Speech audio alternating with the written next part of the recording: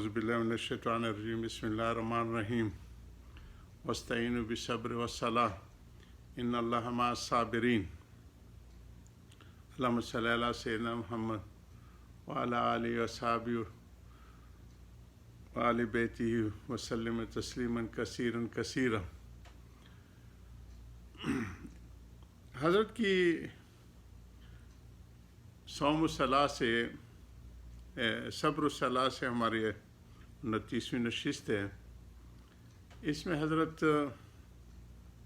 सारी चीज़ें फरमा रहे हैं जो एक जामे शख्सियत की और जो नमूना अमली तौर पर हुज़ूर सल्लल्लाहु अलैहि वसल्लम की ज़िंदगी का था वो समझा रहे हैं और तफसील से समझाया कि इसकी अरबी ग्रामर किस तरह है और इसका अहकाम कैसे हैं ज़ाहरी और बातनी, और मुसलमान को किस तरह किरदार का होना चाहिए, शरीयत की पाबंदी और शरीयत के ज़ाहरी अहकाम और उनके वजूद अहकाम वजूदिया जो ज़ाहरी अमाल हैं और अहकाम बातनिया जो बातिन से ताल्लुक़ रखने, इन सब की तफसील फरमा रहे हैं। अब हज़रत आए थे, आज हमारी सफ़ा है 156 PDF फाइल का। नाहसी के लिए हुक्म है, अमर बिल मारूफ और नही अनिल मुनकर, ये भी एक शरीयत के अहकाम में से है। लेकिन हम लोगों की जैसे ऊँट से उठते रही कौन सी कल सीधी वाली बात है, उसमें भी अफरात व तफरीत है। उसके लिए भी जैसे कि नेकी के हुक्म के लिए बहुत ज़्यादा हकीमाना अंदाज की ज़रूरत है, और इसी तरह बुराई से रोकने के लिए भी अहकामात हैं। हमारे हज़रत हरदोई मौलाना अब्र हक साहब नवरुल मरकज़ू ने ये आदाब और अहकाम अमर बिल मारूफ और नही अनिल मुनकर की रिसाला छापा जो बड़ा शानदार है, और ये सारे हमारी अमली ज़िंदगी का हिस्सा होना चाहिए, नमूना होना चाहिए।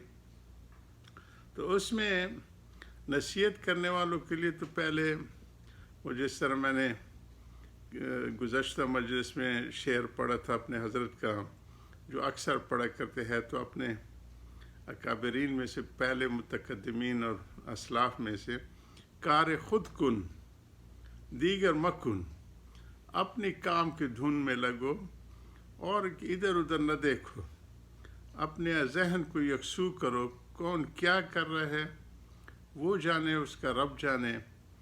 एक दफ़ा मूसा अलैहिस्सलाम जा रहे थे तो तूर के ऊपर हम कलामी के लिए, तो एक बदू को देखा जो अपने अंदाज में मुनाजात कर रहा था कि अल्लाह कब तू मुझे मिलेगा कि मैं तुम्हें नहलाऊं धुलाऊं कंघी करूं, इस किस्म की।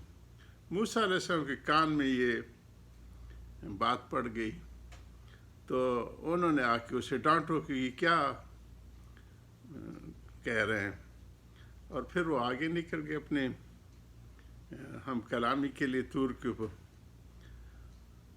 तो अल्लाह सुब्हान ने कहा कि मसद तू बराए वसलस न कि बराए फसल, तुमको तो मैंने भेजा है कि मेरे मखलूक को मेरे साथ जोड़ो, न कि उनको तोड़ो। तो ये वो चीज़ें हैं कि इसके लिए बड़ी हकीमाना इसकी ज़रूरत होती है, और ये सारे हमारे सबक के लिए अकाबरीन ने जमा किए हैं। तो पहले तो जो सबसे अहम हुक्म है वो खिदमत दीन और इशाअत दीन। तो इसके लिए बहुत ही पुख्ता रिजालकार की ज़रूरत होती है, और वो सीखे हुए और कड़े हुए कशीदाकारी की हुए और अमली ज़िंदगी में बहुत कुछ अपने बड़ों से देखा और सुने हुए हूँ, तब जाके होता है, वरना फसाद की शक्ल होगी जो कि हमेशा इस अफरात व तफरीद के माहौल में मिलते हैं।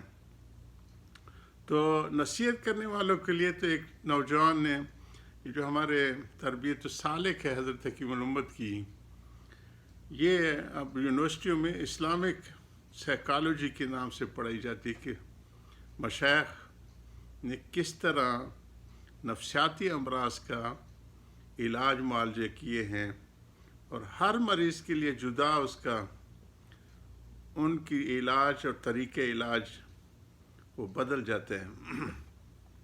اس لیے ایک نوجوان نے پوچھا جو کہ ابھی تک اس مقام پہ نہیں پہنچا تھا، لیکن یقینی بات ہے طالب علموں کو سوال پیدا ہوتے ہیں۔ انہوں نے پوچھا کہ حضرت یہ اصلاح کے لیے کیا آداب ہیں دوسروں کی اصلاح کے؟ تو حضرت نے اس کو غور سے دیکھا کہ آپ کو یہ خیال کیسے؟ یہ ایسی بات ہے کہ پی ایچ ڈی کا مضمون کوئی پرائمری کے طالب علم پوچھ لے جی کہ ابھی تو بیٹے تم الف با تا سا پڑھ رہے ہو، تو یہ انہوں نے کہا بس خیال آئے تو میں نے کہا حضرت سے پوچھو۔ انہوں نے کہا حضرت اس کے تو اتنے بیٹے، اس کے تو اتنے اصول ہیں جتنے دنیا میں انسان بستے ہیں، کیونکہ ہر ایک کا تھمب امپریشن جدا ہے، اس کا آئی جو ہے وہ امپریشن جدا ہے، اس کے شکل ایک جیسی، یہ اللہ سبحانہ تعالیٰ کی مصوری کا کمال ہے۔ اور ایک شکلوں میں ہر چیز مختلف ہے، ایک درخت کے دو پتے نہیں، دونوں کو ٹیکسچر جدا ہوتا ہے۔ یہ جو ہمارے پیارے علاقے ہیں، بہت خوبصورت علاقے ہیں، سوات وغیرہ، اس طرح میں جائے تو ہر نالا جو پانی کا نکل رہا ہوتا ہے، گلیشیئر پگھلتے ہیں، ان کی رنگت جدا ہوتی ہے تو سارے سفید، کوئی نیلا رنگ کا ہوتا ہے، کوئی گدلے رنگ کا ہوتا ہے، کوئی سفید کرسٹل رنگ کا۔ یہ اس کے کمال ہے۔ ہمارے خیر آباد کنڈ جو ہے، وہاں دریا کابل اور دریا سندھ ملتے ہیں، دونوں کی رنگت جدا ہوتی ہے، دور تک وہ لکیر کا پتہ چلتا ہے۔ تو یہ اس کی مصوری ہے کہ ہر انسان کی ظاہری اعضاء کا ٹیکسچر بھی جدا ہے، اندر کے اعضاء کا بھی، دل کا ٹیکسچر کسی سے نہیں ملتا، معدے کا نہیں ملتا۔ یہ کمال ہے اس کی مصوری کا، فتبارک اللہ احسن الخالقین۔ تو کہا کہ اس کے تو اتنے اصول ہیں کہ جتنے دنیا میں انسان بستے ہیں، لیکن موٹے موٹے تمہیں سمجھانے کے لیے، یہ ذہن نشین کرنے کے لیے کہ اس کے لیے یہ ہے کہ مردم شناسی ہوں، جس سے میں جو بات کرنے جا رہا ہوں اس کی پہلے اسیسمنٹ کرو کہ یہ کتنے درجے کا آدمی ہے، اس کے پاس علمیت کیا ہے، اس کے پاس استعداد کیا ہے، اس کا عمل کیا ہے، اس کا کام کاروبار کیا ہے، اس کی مجالس اٹھنے بیٹھنے والے کون ہیں۔ یہ مردم شناسی، پہلے تو اس کو پرکھ لیا کرو۔ پھر جو ہے موقع شناسی، جس موقع پہ بیٹھے ہیں، جس سچویشن میں ہم ہیں، اس کے حساب سے نپ تلی ہوئی بات کرنے کی، وہ بے ہنگم تیر نہ ہو جی کہ بس زبان ہے چلانی ہے، جدھر لگ جائے، وہ نہیں، موقع کے حساب سے بات کرنے کی اللہ سبحانہ تعالیٰ وہ ڈھنگ دے دے۔ اور تیسرا فرمایا کہ حرف شناسی ہو، جو الفاظ ہوں وہ بھی نپے تلے ہوئے ہوں، ادھر ادھر سے گھیر گھار کے بس جو ہے بات کرنی ہے، خاموش نہیں رہنا۔ کہیں پہ بولنا دعوت ہوتا ہے کہ خاموش رہنا ہوتا ہے جی، عملی طور پہ۔ تو یہ آداب بزرگان دین سکھا گئے ہیں۔ نہیں منکر کے بھی اسی طرح حضرت ہردوئی بہت اس کا اہتمام فرماتے تھے کہ جہاں جسمانی ضرر کا اندیشہ ہو، بہت سے موقعوں پہ وہاں پہ کرنا حرام ہوتا ہے۔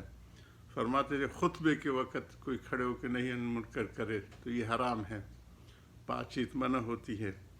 اسی طرح فرماتے تھے کہ جہاں یقینی اپنے جسم کا ضرر کا اندیشہ ہو تو وہاں پہ وہ منع ہے کہ وہاں پہ نہ کیا جائے۔ جہاں قبول نہ ہونے کا وہ ہو کہ یہ قبول نہیں کرے گا تو اس کا وجوب ساکت ہو جاتا ہے، اس کو کہنے کی وہ ضرورت نہیں رہتی۔ تو یہ آداب حضرات ہمارے لکھ گئے ہیں۔ تو حضرت فرما رہے ہیں کہ ناصح کے لیے یہ حکم ہے کہ اگر کوئی مسلمانوں کی جماعت سے نماز پڑھتا ہو، اس پر بلا وجہ بدگمانی نہ کرے۔ حضرت حکیم الامت ہے اور ہمارے سارے جتنے ہیں امام ابو حنیفہ ان حضرات کے یہی ہے کہ وہ جو قبلے کی طرف نماز پڑھے اور ہمارے ذبیحے کو کھائے، اس کے ساتھ بھی اقوال ہیں۔ اللہ ہمیں سارے اصولوں کی عملی شکل عطا فر پابندی عطا فرمائے۔ وآخر دعوانا الحمدللہ رب العالمین۔